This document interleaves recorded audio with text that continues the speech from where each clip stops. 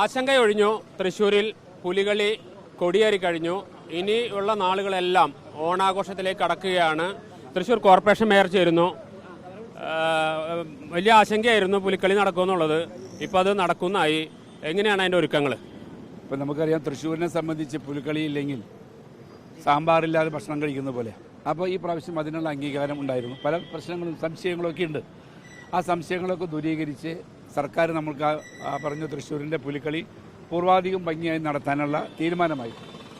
അപ്പോൾ ആ തീരുമാനത്തിൻ്റെ ഭാഗമായി സാമ്പത്തികമായിട്ട് യാതൊരു ബുദ്ധിമുട്ടും കൂടാതെ പണ്ട് കൊടുത്തിരുന്നതിൽ നിന്നും അതുപോലെ തന്നെ 25% ഇൻക്രീസ് ചെയ്ത് കൊടുക്കാനും, ഒപ്പം തന്നെ ഇപ്പോൾ കേന്ദ്രത്തിൽ നിന്ന് പോലും ഒരു സഹായം പുലിക്കളിക്ക് കിട്ടാൻ ശ്രമിച്ചിട്ടുണ്ട്.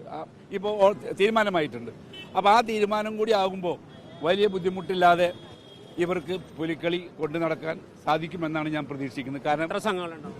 ഈ പ്രാവശ്യം 7 സംഘങ്ങളാണുള്ളത്. കഴിഞ്ഞ പ്രാവശ്യം 4 ആയിരുന്നു. ഈ പ്രാവശ്യം 7 സംഘങ്ങളുണ്ട്. അപ്പോൾ ആ 7 സംഘങ്ങളും വളരെ തയ്യാറെടുപ്പിലാണ്. 11 സംഘങ്ങളുണ്ടായിരുന്നു പറഞ്ഞിരുന്നു. കാരണം ഈ സംശയത്തിൻ്റെ ഭാഗമായി ബാക്കി 4 പിരിഞ്ഞു പോവുകയുണ്ടായത്. പക്ഷേ എന്തായാലും എല്ലാ സംഘങ്ങളും 7 സംഘങ്ങളും ഞാൻ അന്വേഷിച്ചപ്പോൾ വളരെ ഭംഗിയായി തന്നെ നടത്താൻ തന്നെ തയ്യാറായി വന്നിട്ടുണ്ട്. പുലിക്കളി 4 ഓണത്തിൻ്റെ അന്ന് വളരെ ഭംഗിയായി തന്നെ നടക്കും.